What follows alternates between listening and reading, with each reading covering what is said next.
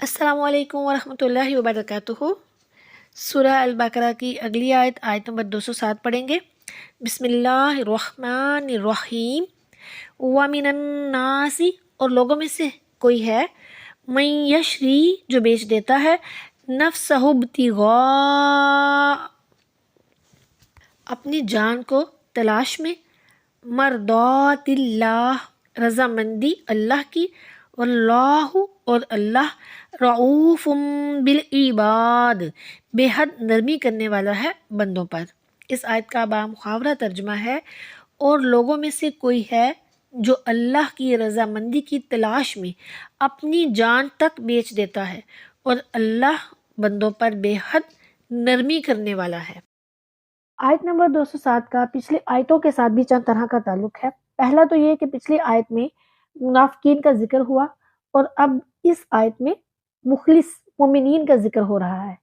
پچھلی آیت میں ان دنیا داروں کا ذکر تھا جو دنیا کے عوض دین کو فروخت کر ڈالے، اور اب ان دینداروں کا ذکر ہو رہا ہے جو دین کے لیے دنیا سے ہاتھ دھو بیٹھے اور گھر بار، مال، اولاد سب کو ٹھکرا دے۔ اور پچھلی آیت میں ان لوگوں کا ذکر تھا کہ جن کا قول زیادہ اور عمل کوئی بھی نہیں تھا۔ اب ان لوگوں کا ذکر ہو رہا ہے جو کہیں کم مگر عمل زیادہ، یعنی کہ وہ کہتے کم ہے، بولتے کم ہے، لیکن عمل زیادہ کرتے ہیں۔ پچھلی آیت میں اللہ تعالیٰ کو ناراض کرنے والے ایوب کا ذکر تھا، اور اب اللہ عز و جل کو راضی کرنے والی صفات کا ذکر ہو رہا ہے۔ اس آیت کا شان نزول جو ہے اس میں بہت سی روایتیں ہیں، جن میں سے چند ایک میں آپ کے ساتھ بیان کروں گی۔ حضرت عبداللہ ابن عباس رضی اللہ تعالیٰ عنہ فرماتے ہیں کہ حضرت صہیب ابن سنان اور حضرت عمار ابن یاسر رضوان اللہ علیہم اجمعین اور ان کے والدین حضرت سمیہ اور حضرت یاسر اور حضرت بلال اور حضرت خباب رضی اللہ عنہ اجمعین مکہ معظمہ سے ہجرت کے ارادے سے مدینہ طیبہ روانہ ہوئے۔ راستے میں ہی تھے کہ مشرکینوں نے انہیں گھیر لیا۔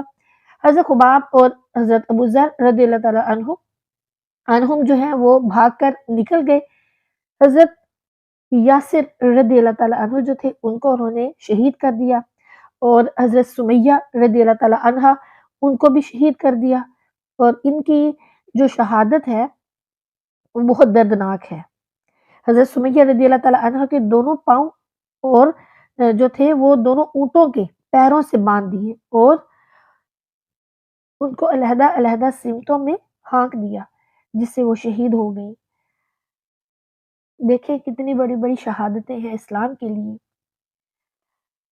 یہ حضرت سمیہ رضی اللہ تعالیٰ عنہ اور حضرت یاسر رضی اللہ تعالیٰ عنہ یہ حضرت عمار کے رضی اللہ تعالیٰ عنہ کے والدین ہیں، اور ان دونوں کا جو تعلق ہے وہ اسلام کے اولین شہداء میں ہوتا ہے۔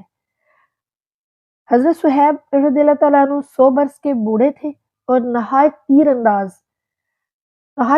تھے، تو انہوں نے اپنا تیر اور کمان سنبھالا اور فرمانے لگے، اے قریش، جب تک میرے تیر ختم نہ ہو جائیں تم میرے پاس نہیں آ سکتے۔ ایک ایک تیر سے کئی آدمیوں کو ہلاک کروں گا۔ تیروں کے بعد تلوار کی باری ہے، تمہاری جماعت کو کھیت کی طرح کاٹ کر رکھ دوں گا۔ میں بوڑھا آدمی ہوں، میرے چلے جانے سے تمہارا کوئی نقصان نہیں، اور میرے رہنے سے تمہیں کچھ فائدہ نہیں۔ اگر تم مجھے میرے پیارے محبوب صلی اللہ علیہ وآلہ وسلم کے پاس چلے جانے دو تو مکہ مکرمہ میں میرا بہت سا سامان جو ہے وہ مدفون ہے، تو میں تمہیں اس کا پتہ بتاتا ہوں، تم جا کر سب لے لو۔ کفار اس پر راضی ہو گئے، اور حضرت صہیب رضی اللہ تعالیٰ عنہ نے اپنے مال کا پتہ بتا دیا اور مدینہ منورہ تشریف لے آئے۔ مدینہ منورہ میں آ کر سب سے پہلے حضرت ابوبکر صدیق رضی اللہ تعالیٰ عنہ سے ملاقات ہوئی، تو آپ نے فرمایا کہ اے صہیب رضی اللہ تعالیٰ عنہ، آپ تو بہت بڑے نفع کا بیوپار کر کے آئے ہیں۔ صہیب رضی اللہ تعالیٰ عنہ نے پوچھا کہ کون سا بیوپار؟ تو حضرت ابوبکر صدیق رضی اللہ تعالیٰ عنہ نے یہ آیت کریمہ پڑھی اور فرمایا کہ تم وہاں اپنا مال دے کر کفار سے اپنی جان چھڑا رہے تھے، اور یہاں یہ آیت کریمہ نازل ہو رہی تھی جس میں تمہاری تجارت کی تعریف کی گئی۔ تو معلوم ہوا کہ یہ آیت حضرت صہیب رضی اللہ تعالیٰ عنہ کے بارے میں نازل ہوئی۔ یہ شان نزول تفسیر کبیر اور روح البیان میں بیان کیا گیا ہے، اور ایک اور روایت بھی بیان کی گئی ہے کہ ہجرت کی رات جب کفار نے حضور نبی کریم صلی اللہ علیہ وآلہ وسلم کے دولت خانے کا محاصرہ کر لیا، تب نبی کریم صلی اللہ علیہ وآلہ وسلم اپنے بستر پر حضرت علی المرتضیٰ کرم اللہ وجہ الکریم کو لٹا کر خود روانہ ہو گئے، تو اس موقع پر یہ آیت کریمہ نازل کی گئی، اور حضرت جبریل علیہ السلام حضرت علی رضی اللہ تعالیٰ عنہ کے سرہانے اور حضرت میکائیل ان کے پاؤں کی طرف کھڑے ہوئے کہہ رہے تھے کہ ابو طالب کے فرزند مبارک ہو، آج تم پر رب فخر فرماتا ہے کہ تم نے اپنی جان کو اس کے پیارے محبوب صلی اللہ علیہ وآلہ وسلم پر نثار کر دیا، قربان کر دیا۔ سبحان اللہ۔ اور جو علماء کرام ہیں وہ فرماتے ہیں کہ جو پہلے والا شان نزول ہے حضرت صہیب رضی اللہ تعالیٰ عنہ والا، وہ زیادہ صحیح ہے۔ خلاصہ کلام یہ ہے کہ اللہ تعالیٰ فرما رہا ہے کہ منافقین کا حال تو تم لوگ سن چکے ہو، اب مخلصین کا حال بھی سنو کہ یہ سب کے سب ہی اچھے ہیں، ان میں بعض تو ایسے جانباز بہادر ہے جو محض رضائے الہی پانے کی طلب میں اپنی جان بھی فروخت کر ڈالتے ہیں اور پھر مالک کے سپرد کر کے اسی کی مرضی پر صرف کر دیتے ہیں۔ اور وہ بھی یاد رکھیں کہ ایسوں پر اللہ بہت مہربان ہے کہ اس نے نہایت قدر و عزت سے ان کی جان اور مال کو خریدا اور اسے اپنی خالص ملک بنا کر پھر بطور وکیل انہی کے حوالے کر دیا۔ اب وہ جو کچھ کریں گے ہماری طرف سے کریں گے، ان کا کام ہمارا کام ہوگا، گویا کرنے والے وہ ہیں اور کروانے والے ہم ہیں۔ سبحان اللہ۔ اس سے بڑھ کر جان کی اور کیا قیمت ہو سکتی ہے کہ وہ رب کی ہو جائے۔ اور آج کے دور میں بھی دیکھیں فلسطین کے لوگ، وہ بھی تو یہی کر رہے ہیں، اپنی جانیں، اپنا گھر بار مال، اپنی اولادیں، سب کچھ اللہ کی راہ میں داؤ پر لگا دیا ہے انہوں نے، اور یہ وہی مخلصین ہیں، یہ وہی لوگ ہیں جو کامیاب ہیں۔ اس کے برعکس اگر ہم اپنے ارد گرد دیکھتے ہیں تو ہم کون ہیں اور ہم کیا کر رہے ہیں، ہمارا کیا حال ہے۔ ہماری تو عیاشیاں ہی ختم نہیں ہوتی، ہم تو اتنے آرام طلب ہو چکے ہیں اور اتنے زیادہ عیاش ہو چکے ہیں کہ ہمیں پتہ ہی نہیں کہ کیا ہو رہا ہے۔ ابھی دیکھیں کچھ دنوں میں نیو ایئر کا آغاز ہوگا، ادھر فلسطین میں مسلمان بچے شہید ہو رہے ہیں، عورتیں شہید ہو رہی ہیں، جوان مرد شہید ہو رہے ہیں، ان کے گھر بار برباد ہو چکے ہیں، لٹ گئے ہیں بظاہر طور پر، سارا کچھ ملبے کا ڈھیر بن چکا ہے، اور ان پر آنسو بہانے کی بجائے ہمارے یہاں پہ نیو ایئر کی تیاریاں عروج پر ہیں۔ ہم بھی مسلمان ہیں، وہ بھی مسلمان ہیں، جائزہ لیں ہم کیسے مسلمان ہیں اور وہ کیسے مسلمان ہیں۔ تھوڑی دیر کے لیے ہم لوگ رکتے ہیں، سوچتے ہیں ہاں وہ بہت اچھے مسلمان ہیں، ان کا ایمان کتنا ہے، اور پھر ہم اپنے دوبارہ کاموں میں لگ جاتے ہیں۔ ہم بھی مسلمان ہیں، وہ بھی مسلمان ہیں، وہ تعلیمات ان کے لیے بھی ہیں، وہی ہمارے لیے ہیں۔ یہ دیکھ وہ روئے زمین کے سب سے بہترین لوگ ہیں، ان کے بلند مقام ہے، ان کے درجات کتنے بلند ہیں، اور ہم کون ہیں؟ ہمارے تو گناہ اتنے زیادہ ہیں۔ اللہ تعالی ہم سب کو ہدایت عطا فرمائے، آمین۔ اللہ تعالی ہمیں اپنی راہ میں تبلیغ کرنے کی، اپنی راہ میں جہاد کرنے کی توفیق عطا فرمائے، آمین ثم آمین۔ اب دیکھیں کہ یہ آیت ہمارے لیے کیا سبق ہے۔ اس آیت میں ہمارے لیے جو سبق ہے کہ نبی کریم صلی اللہ علیہ وآلہ وسلم کی محبت میں جان اور مال صرف کرنا در حقیقت اللہ سے سودا کرنا ہے۔ حضرت علی رضی اللہ تعالیٰ عنہ یا حضرت صہیب رضی اللہ تعالیٰ عنہ یا دیگر صحابہ کرام رضوان اللہ علیہم اجمعین یا دیگر حضرات، انہوں نے جو کچھ بھی کیا حضور نبی کریم صلی اللہ علیہ وآلہ وسلم کے عشق میں کیا، تو کیا تھا کہ اللہ عز و جل نے انہیں مرضات اللہ ہی یہ فرما دیا۔ لہٰذا اب بھی مسلمانوں کا حضور نبی کریم صلی اللہ علیہ وآلہ وسلم کی محبت اور عشق میں اپنا جان مال خرچ کرنا، یہ اللہ ہی سے تجارت ہے۔ غرض کہ حضور نبی کریم صلی اللہ علیہ وآلہ وسلم کی اطاعت اللہ کی اطاعت ہے، حضور نبی کریم صلی اللہ علیہ وآلہ وسلم کی باتوں کو سننا رب کو سننا ہے، اور پیارے آقا کریم صلی اللہ علیہ وآلہ وسلم کی نافرمانی بھی رب کی نافرمانی ہے۔ جب اطاعت نبی کریم صلی اللہ علیہ وآلہ وسلم کی اطاعت رب کی اطاعت ہے، تو پھر نبی کریم صلی اللہ علیہ وآلہ وسلم کی نافرمانی بھی رب کی نافرمانی ہے۔ اور یہ بھی سمجھ لیجئے کہ کوئی بھی غیر صحابی صحابہ کرام رضوان اللہ علیہم اجمعین کے رتبے کو نہیں پہنچ سکتا، کوئی بھی، کوئی کتنا بھی ولی ہو، کوئی کتنا بھی اس کا درجہ ہو، کتنا ہی بلند کیوں نہ ہو، لیکن صحابہ کے بعد صحابہ کرام رضوان اللہ علیہم اجمعین کے رتبے کو کوئی بھی نہیں پہنچ سکتا، کیونکہ ہمیں اپنی کسی نیکی کی قبولیت کی خبر نہیں، اور ان حضرات کی نیکیوں کی رب کی طرف سے رسیدیں بھی آ گئی اور انہیں قبولیت کے سرٹیفکیٹس بھی مل گئی، بلکہ ہماری نیکیوں سے ان کی خطائیں بھی افضل ہیں جن کی معافی کا قرآن میں اعلان کیا گیا۔ سبحان اللہ۔ جیسے کہ خریدار چیز کا مالک ہے، ایسے ہی رب تعالیٰ مسلمانوں کی جان اور مال کا مالک ہے، یعنی خالقیت کی ملکیت سب پر ہی ہے، اس پر کوئی ثواب نہیں۔ یہ تملیک اختیاری ہے جس پر بہت بڑا ثواب ہے۔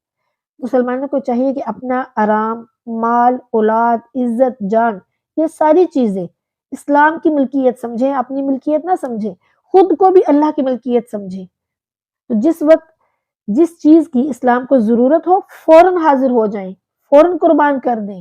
مال کی ضرورت ہو مال قربان کر دیں، اولاد کی ضرورت ہو اسلام کو، اولاد اس پر قربان کر دیں، جو بھی چیز ہو، اپنا آرام ہو، مال، اولاد، اپنی عزت، سب کچھ اسلام کے لیے ہے، اسلام پر قربان کر دیں۔ یہی ہم مسلمانوں کا فرض بھی ہے، اور اللہ کا قرب پانے کا اور نبی کریم صلی اللہ علیہ وسلم کی رضا حاصل کرنے کا یہی طریقہ ہے۔ اور یہ بات بھی یاد رکھیے کہ یہ آیت جو ہم پڑھ رہے ہیں، یہ آیت ہر قسم کی نیکی کرنے والا کوئی بھی ہو، وہ ابھی بھی کوئی بھی ہو ہم سب میں، تو کوئی بھی نیکی کرنے والا وہ اس آیت میں داخل ہے، بشرطے کہ نیک نیتی سے کرے، نیک ارادے سے کرے، اس کی نیت خالص اللہ کے لیے ہو۔ اللہ تعالیٰ ہمیں نیک ارادے، نیک نیتی سے دین کی خدمت کرنے کی توفیق عطا فرمائے، نیکیوں والی زندگی عطا فرمائے، آمین ثم آمین۔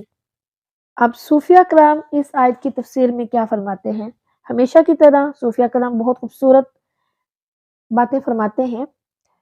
دیکھیں، جب ہم صوفیہ کرام کی تفسیر پڑھتے ہیں تو وہ ہمارے قلب تک اس کی جو بھی ان کی تفسیر ہوتی ہے، جو ان کی باتیں ہوتی ہیں، وہ چونکہ تصوف کی باتیں ہوتی ہیں، طریقت کی باتیں ہوتی ہیں، تو ان کو بیٹھ کے ضرور تھوڑی دیر سوچا کریں کہ صوفیہ کرام نے جو فرمایا ہے اس کا مطلب کیا ہے، اس کو اپنی زندگیوں پر اپلائی کیا کریں۔ اب صوفیہ کرام فرماتے ہیں کہ عام مسلمانوں نے تو اپنی جانیں جنت کے عوض فروخت کر دی، یعنی عام مسلمان جو ہیں انہوں نے اپنی جانوں کو جنت کی عوض، کہ ان کو جنت ملے گی، اس کے عوض انہوں نے اپنی جانیں فروخت کر دی۔ مگر جو خاص اولیاء اللہ ہیں، خاص اللہ کے دوست ہیں، خاص ہیں، جو خاص الخاص جو اللہ کے دوست ہیں، انہوں نے رضائے الہی کے عوض اپنی جانوں کو فروخت کیا۔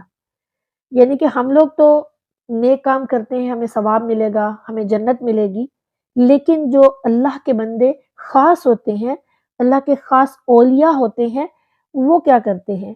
وہ اپنی جانوں کو یا نیکیوں کو، کوئی بھی نیک کام اور اچھے کام کرتے ہیں تو وہ اس لیے نہیں کرتے کہ انہیں جنت ملے گی، وہ اپنے رب کے لیے کرتے ہیں، اس کی رضا حاصل کرنے کے لیے کرتے ہیں۔ تو یہ سمجھ لیجئے کہ عام انسان، عام جانیں جو ہیں، ان کی قیمت جنت ہے، اور جو نفوس اولیاء کرام ہیں ان کی قیمت رضائے الہی ہے۔ ایسے خواص کو چاہیے کہ وطن بشریت سے نکل کر میدان محبوب میں مسافر بن کر حاضر ہوں، سبحان اللہ، اور اسی کی راہ میں مجاہد بن کر شہید معنوی ہوں۔ حدیث مبارکہ میں بھی ہے کہ جس کا مفہوم ہے کہ ان مسافروں کو خوشخبری ہو۔ کون سے مسافر؟ یہ مسافر وہی ہیں جو خلق سے رشتہ توڑ کر خالق سے جوڑ بیٹھے اور عادات اور شہوات میں عوام کے مخالف ہو گئے۔ جیسے کہ ظاہری پاکیزگی ظاہری رزق بڑھاتی ہے، ایسے ہی باطنی وضو باطنی رزق یعنی معرفت، الہامات، واردات میں برکت دیتا ہے، اور اس سے دل زندہ ہوتا ہے اور نفس مردہ ہوتا ہے۔ یعنی کہ جو اللہ کے ولی ہیں، جو خاص مسافر ہیں، جن مسافروں کو نبی کریم صلی اللہ علیہ وسلم خوشخبری دے رہے ہیں، وہ مسافر کون ہیں؟ جو کہ دنیا سے منہ موڑ لیتے ہیں، دنیا کی رنگینیوں میں نہیں کھوتے، جو اللہ کی رضا کے لیے سب کچھ کرتے ہیں اور اللہ ہی کے ہو کے رہتے ہیں، نفسانی خواہشات کو چھوڑ دیتے ہیں، اور اپنا قلب، اپنا جو دل ہے ان کا، وہ زندہ ہوتا ہے اللہ کی یاد سے۔ اللہ تعالیٰ ہمیں بھی ایسے لوگوں میں شامل فرمائے، ان کے غلاموں میں شامل فرمائے، آمین۔ اسی سے انسان قید نفس سے چھوٹ کر موت اختیاری حاصل کر لیتا ہے، اس پر عمل کرتا ہے کہ مرنے سے پہلے مر جاؤ۔ یعنی اولیاء کرام کہتے ہیں نا کہ موتو قبل ان تموتو، یعنی کہ مرنے سے پہلے مر جاؤ۔ تو مرنے سے پہلے کیسے مر سکتے ہیں؟ مرنے سے پہلے اسی طرح مر سکتے ہیں کہ اپنی ہر چیز کو اللہ کے سپرد کر دیا جائے، اللہ کی رضا ہی سب کچھ ہو، اپنی رضا کو ختم کر دیں، اپنی خواہشوں کو ختم کر دیں، اپنی نفس کو مار دیں۔ تو نفس کو مارنا ہی خود کو مارنا ہے۔ تو جب ہم اپنے نفس پر قابو پا لیتے ہیں، نفس کو مار دیتے ہیں، تو پھر اللہ کی رضا حاصل کر لیتے ہیں، تو پھر وہ اللہ ہمیں مل جاتا ہے، اس کا قرب ہمیں مل جاتا ہے، وہ رب تعالیٰ ہمیں مل جاتا ہے، ہماری یہ ساری خواہشیں ختم ہو جاتی ہیں، کوئی اس طرف آتا نہیں ہے۔ اگر ہم اللہ کی طرف جاتے ہیں اپنے نفس کو، اس میں مزہ بھی بہت ہے۔ یہ دیکھیں کہ جیسے ہم اپنے نفس کے مخالف چلتے ہیں نا، تو ہے تو بڑا مشکل کام۔ میرا دل چاہ رہا ہے میں نے پراٹھا کھانا ہے، اب میں بہت زیادہ میرا دل چاہ رہا ہے کہ میں نے بریانی کھانی ہے، یعنی کچھ بھی فیورٹ چیز کھانی ہے، اب وہ مجھے نہ ملے تو مجھے کتنا برا لگتا ہے، غصہ آتا ہے، کتنا برا لگتا ہے۔ یہ کیا ہے؟ یہی نفس ہے، اسی کو ختم کرنا ہے۔ ٹھیک ہے، کوئی چیز دل کہہ رہا ہے مل گئی تو شکر ادا کرے، نہیں ملی تب بھی شکر ادا کرے۔ جیسے کہ حدیث مبارکہ ہے کہ حضور نبی کریم صلی اللہ علیہ وآلہ وسلم نے فرمایا، جس کا مفہوم ہے کہ لذتوں کو توڑنے والی موت کو کثرت سے یاد کیا کرو، یعنی موت لذتوں کو توڑنے والی ہے۔ اب یہاں سمجھ آ گئی کہ جب وہ موت لذتیں توڑ دیتی ہے تو بس یہی وہ نفس ہے۔ جب ہم لذتوں کو توڑ دیں گے تو ہمیں موت آ جائے گی، یعنی کہ ہمارے نفس کو موت آ جائے گی۔ ہمارا نفس تبھی مرے گا نا جب ہم یہ لذتیں چھوڑ دیں گے، تو ہمارا نفس مردہ ہو جائے گا، تو یہی ہماری کامیابی ہوگی۔ اولیاء کرام فرماتے ہیں کہ اس بندے کو چاہیے کہ خلق سے خالق کی طرف عروج کرے، جو رب کی طرف بھاگے اور اس کے جمال کو پالے اور مشاہدہ جلال میں غرق ہو جائے، تو پھر وہ ہر قسم کے راز اور ہر قسم کے اسرار سے واقف ہو جاتا ہے۔ جسے رب مل جاتا ہے اسے اور کیا چاہیے؟ وہ جو رب کے جمال کو پا لیتا ہے، اور جب وہ رب کے جمال کا مشاہدہ کر لیتا ہے تو پھر وہ ہر راز سے واقف ہو جاتا ہے۔ اولیاء کرام فرماتے ہیں کہ اگر کوئی اللہ کو پانا چاہتا ہے، اللہ کا قرب چاہتا ہے، تو پھر اس عاقل کو چاہیے کہ وہ ذکر اللہ کے سیکل سے آئینہ قلب کو صاف کرتا رہے، یعنی اللہ کا جو ذکر ہے اس کو کثرت سے کرتا رہے، کہ یہی طالب کو مطلوب تک اور مسافر کو منزل مقصود تک پہنچاتا ہے۔ اللہ سے دعا ہے کہ وہ ہمیں اپنے نفس کے مخالف ہی چلنے کی توفیق عطا فرمائے، ان عیاشیوں سے ہمیں دور کرے اور اپنی رضا میں راضی رکھے، اور اپنی رضا کے خلاف چلنے سے ہمیں بچائے، ہمیں گناہوں سے بچائے، ایمان اور ہدایت پر استقامت عطا فرمائے۔